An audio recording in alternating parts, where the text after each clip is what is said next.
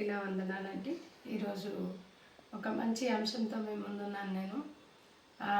ముందు మేము క్లిప్ వేసాం కదండి. దాని ప్రకారం అంటే అక్కడ ఒక చిన్న పాప చక్కగా దేవుని ఆరాధిస్తుంది. పిల్లలు ఆరాధిస్తే దేవుడు ఆలకిస్తాడా అనే ఒక ఆలోచన మనకు రావచ్చు. అసలు పిల్లలు ఆరాధన చేస్తే ఎంత గొప్ప విషయం జరుగుతుంది అనే అంశాన్ని ఈరోజు మనం ధ్యానించుకుందాం. కీర్తనల గ్రంథము 8వ అధ్యాయము 2వ వచనము ఇలా ఉంది. శత్రువులను పగ తీర్చుకొని వారిని మాన్పివేయుటకై నీ విరోధులను బట్టి బాలుర యొక్కయు చంటి పిల్లల యొక్కయు సుతుల మూలమున నీవు ఒక దుర్గమును స్థాపించి ఉన్నావు. ఎంత అద్భుతమైన మాట అండి. పిల్లలు చిన్న పిల్లలు ఎప్పుడైనా హల్లెలూయా అని పాట పాడితే కొన్నిసార్లు ముద్దుగా అనుకుంటాం. కొన్నిసార్లు అయితే పెద్దలు కసురుకుంటారు, ఆపో ఏమరుస్తున్నావు అని అంటారు. కానీ మీకు ఒక విషయం చెప్పనా, వాళ్ళు ఆరాధించడంను బట్టి దేవుడంట వారి యొక్క స్తుతుల మూలంన ఏం చేస్తున్నాడంట, దేవుడు దుర్గమును స్థాపిస్తున్నాడు. దుర్గము అని అంటే కోట, మనకు రక్షణగా ఉండేది అని అర్థం. ఆ దుర్గమును స్థాపిస్తున్నాడంట. ఎందుకు? శత్రువుల యొక్కయు శత్రువులు పగ తీర్చుకొనుట మాన్పివేయడానికి. శత్రువులంట, మన శత్రువు ఎవరండి?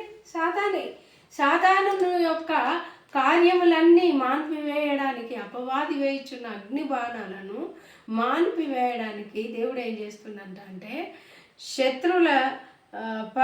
శత్రువులను పగ తీర్చుకొని వారిని మాన్పివేయటకై. శత్రువులు ప్లస్ పగ తీర్చుకొని వారు, శత్రువులు ఉంటారు, పగ తీర్చుకునే వాళ్ళు ఉంటారు.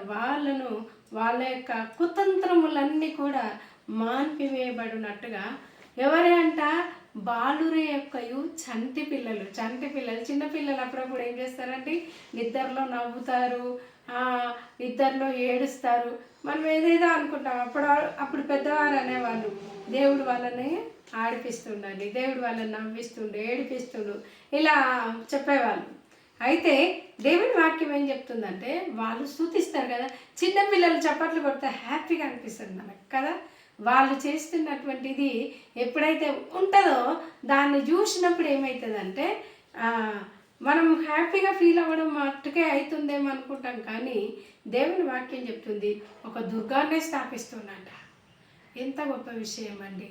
చిన్న పిల్లల స్తుతులకి ఎంత విలువనిచ్చాడు దేవుడు. నువ్వు నేను విలువనిస్తున్నామో ఇస్తానేమో నాకు తెలియదు, కానీ దేవుడు మట్టుకు వాటిని గురించి ఎంతో విలువనిచ్చాడంట.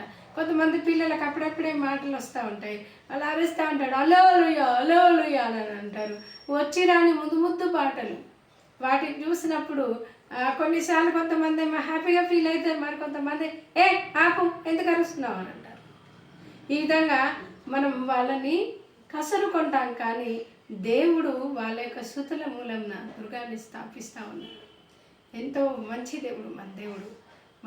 మన పైన శత్రువు పగ తీర్చుకొనుకున్నట్టుగా, మన పైన పగవారులు ఎవరైతే ఉన్నారో వాళ్ళు మన మీదికి దండెత్తి రాకుండానట్టుగా ఈ దుర్గము వాళ్ళని అడ్డుకుంటుంది అనమాట. లోనికి రాకుండా అడ్డుకుంటుంది అనమాట. అడ్డుకోవడంను బట్టి మనం ఏమవుతాము? సురక్షితంగా ఉంటాము. మరి చిన్నపిల్లల్ని ఈ రోజు నుండి మనం ఏం చేయాలంటే వాళ్ళు ఆరాధించే రీతిలో ఎంకరేజ్ చేయాలి. ఎలా ఎంకరేజ్ చేస్తావు? ఫస్ట్ తల్లిదండ్రులుగా, పేరెంట్స్గా మనం స్తుతించగలిగితేనే కదా మన పిల్లలు స్తుతించగలుగుతారు. ఇప్పుడు అక్కడ చిన్న పాపలను చూసుకున్నాం మనం. ఆ చిన్న అమ్మాయి తన తల్లిదండ్రులు ప్రేయర్ చేసే అంశాన్ని చూసే కదా తను స్తుతిస్తుంది. మేము చిన్న ఉన్నప్పుడు అండి మా పాప చిన్న ఉన్నప్పుడు, మా పాప అప్పుడు ఇంకా మాటలు రావన్నమాట మా పెద్దమ్మాయికి. ఆమె ఒకరోజు ఏం చేసిందంటే, మా పనులు మేము చేసుకుంటా ఉన్నాం బిజీగా. ఆమె చిన్నగా సాప లాక్కొని వచ్చిందనమాట. మాకు 2 గదులు ఉండేవి అప్పుడు. ఫ్రంట్ రూమ్లో సాపను లాక్కొని వచ్చి అక్కడ వేసుకున్నాక తర్వాత ఏం చేసిందంటే చిన్నటి తెల్ల టవాలు ఉన్నాయి మా ఇంట్లో. ఆ టవాలు తెచ్చుకొని నిటారుగా ముఖాలు ఉండే బాబా బాబా బాబా బాబా బాబా బాబా అంటుంది. మాటలు రావు, ఏం రావు. కానీ ఆ విషయాన్ని అందరం చూసినప్పుడు చాలా సంతోషపడ్డాం. ఎలా మరి ఒక సమయంలో ఒక చిన్న అమ్మాయిని గురించి మనం నేర్చుకుందామండి. అపోస్తుల కార్యం 12వ అధ్యాయంలో ఉంటుంది ఆ అమ్మాయి. అమ్మాయి పేరు రోదే. రోదే అనగా గులాబీ పుష్పగుచ్చం అని అర్థం. ఈ రోదే అను చిన్నది ఏం చేసిందంటే వాళ్ళ పాష గారు పట్టబడ్డాడు. ఎవరు? పేతురు. పేతుర్ని హేరోదు రాజు ఏం చేసిందంటే తీసుకొని వెళ్ళి ఆయనని చెరసాలలో వేయడం జరిగింది. చెరసాలలో వేయబడ్డటువంటి పేతురు నిశ్చిత్తగా నిద్రపోయింది, కానీ సంఘం మట్టుకి అత్యాసక్తితో ప్రార్థన చేస్తుంది. వీళ్ళు ప్రార్థన అయితే చేస్తున్నారు, కానీ మరి పేతురు వస్తారనుకున్నారా రారనుకున్నారో తెలియదు. ఈలోపు దేవుడు వీళ్ళ ప్రార్థనను ఆలకించినటువంటి దేవుడు పేతుర్ని నడిపేయడం జరుగుతుంది. పేతురు ఆ యొక్క చెరసాల నుండి విడిపించబడి, దేవదూత చేత విడిపించబడి బయటకు వచ్చిన తర్వాత అతడు అక్కడ ఆలోచించుకుంటాడు. అరే, నేను నిజంగా విడిపించబడ్డానా అని ఆలోచించుకొని ఇప్పుడు ఎక్కడికి వెళ్ళాలా అని ఆలోచించుకొని ఆయన జాన్ మార్కు తల్లి అయినటువంటి మరియ ఇంటికి వెళ్తాడు. ఒక్క విషయం చెప్తున్న ప్రియమైన బిడ్డ, మన ఆ తల్లి ఎంత నమ్మకంగా ఉంటే ఆమె ఇంటికి పోవాలని నేను అనుకున్నాడు. కొన్నిసార్లు సేవకులు కావచ్చు, పెద్దలు కావచ్చు, నీ ఇంటికి వస్తే నీ ఇంట్లో ఒక ఆదరణ దొరుకుతుంది అన్నటువంటి ఆ యొక్క పరిస్థితిని పసిగట్టగలిగినటువంటి స్థితిలో మనం ఉండాలి.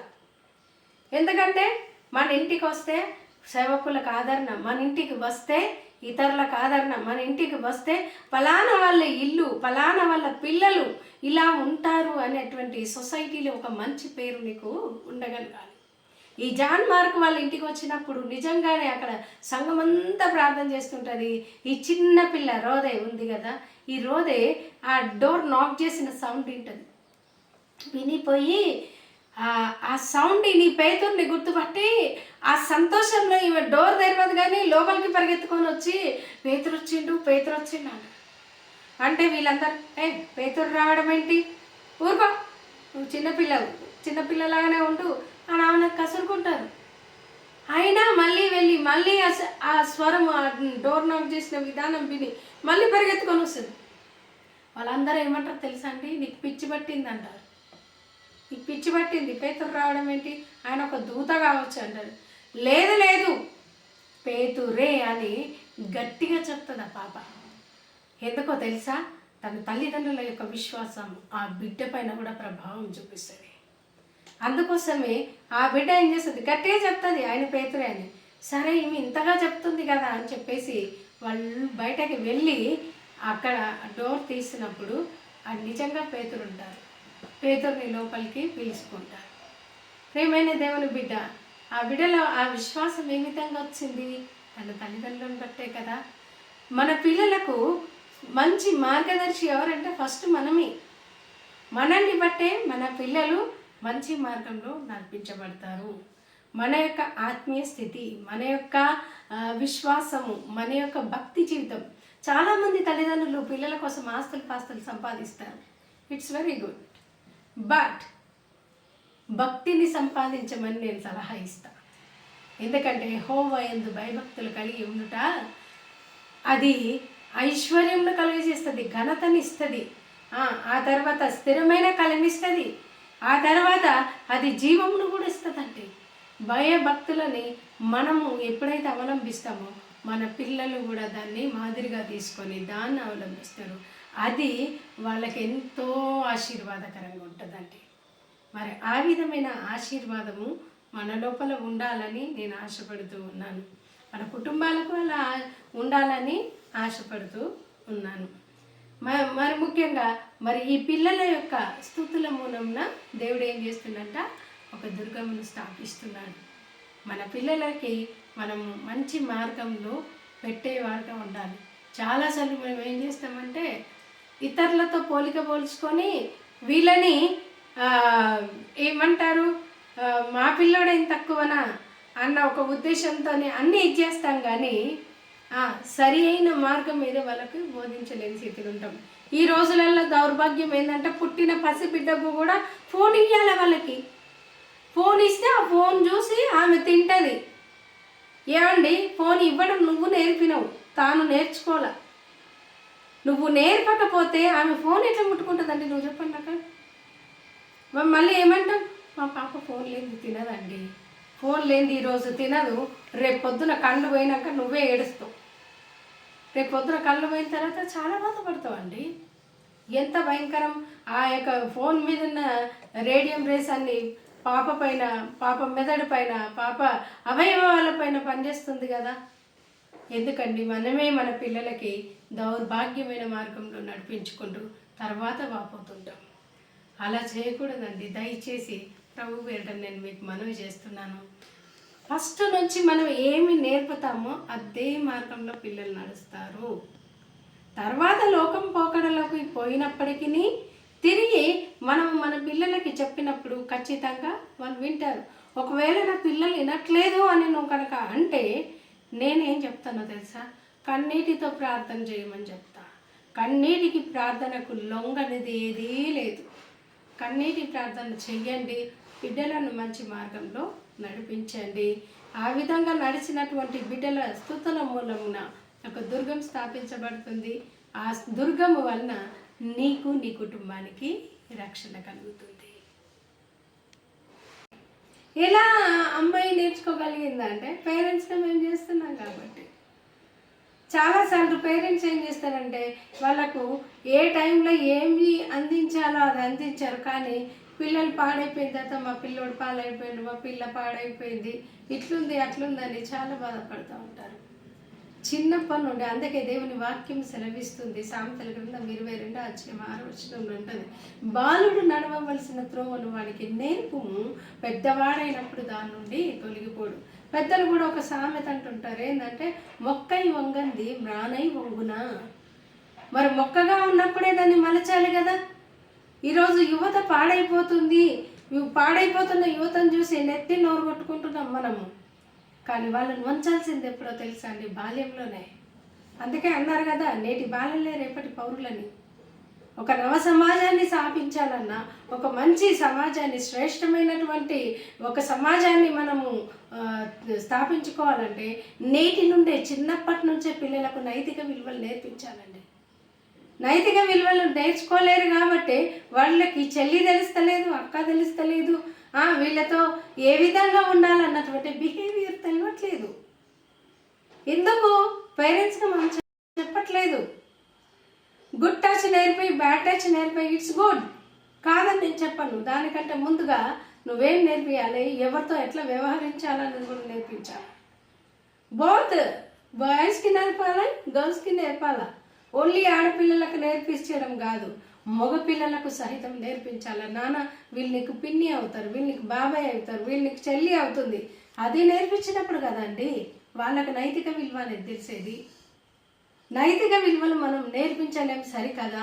వాళ్ళు చేస్తున్న పనికి మాలిన పనులకు కూడా కొంతమంది, అందరని నేను చెప్పను, కొందరు వీళ్ళ పిల్లలు మాత్రం సేఫ్టీగా ఉండాలని అవతలి వాళ్ళ పిల్లల గురించి ఆలోచించకుండా చాలా మూర్ఖంగా ఆలోచిస్తారండి. అది చాలా బలహీనమైనటువంటి పరిస్థితి. అయితే ప్రియమైన దేవుని బిడ్డ, ఈరోజు దేవుడు నీతో మాట్లాడుతున్నాడు. నీ పిల్లలు ఏ విధంగా ఉన్నారు? నీ పిల్లలకు నువ్వు నైతిక విలువ నేర్పించగలుగుతున్నావా? నైతిక విలువలను ఎప్పుడైతే నేర్పిస్తారో సమాజము కూడా బాగుపడుతుంది. సమాజం ఎప్పుడైతే బాగుపడుతుందో దేశము బాగుపడుతుంది. దేశ ప్రగతి నీ చేతిలో ఉంది. ఒక మంచి తరాన్ని మనము చూడాలని దేవుడు ఆశపడతా ఉన్నాడు. ఒక మంచి తరాన్ని మనం లేపగలగాలి. అట్టి మరి అంతేకాదు, దేవుని వాక్యంలో ఉంది, ఏమని ఉందంటే మనము కూర్చున్నప్పుడు, పడుకున్నప్పుడు, నిలబడినప్పుడు, ఎక్కడికి వెళ్తున్నప్పటికీ కూడా దేవుణ్ణి గూర్చి మనము చెప్పాలి అని అయితే దేవుని వాక్యంలో ఉంది. కాబట్టి ఈ రోజు నుండే పిల్లలకు మంచి వాక్యాన్ని నేర్పిద్దాం. మనం ఆరాధిస్తే మన పిల్లలు ఆరాధిస్తారు, మనం బైబిల్ చదివితే వాళ్ళు చదువుతారు. మనం తల్లిదండ్రులుగా వాళ్ళకి సరైనటువంటి మార్గమును మనం బోధించు మాదిరి కలిగినటువంటి బిడ్డలుగా మనం ఉండాలని ప్రభు పేరిట ఆశిస్తూ, మరి వాళ్ళు ఆ విధంగా ఉండడం వల్ల మన మీదికి వచ్చే విపత్తును దేవుడు తప్పిస్తాడని ప్రభు పేరిట మీకు తెలియజేస్తున్నాడు. దేవుడు మరి ఇచ్చినటువంటి ఈ వాక్యంను మీ వినికిడిలో ఆశీర్వదించడం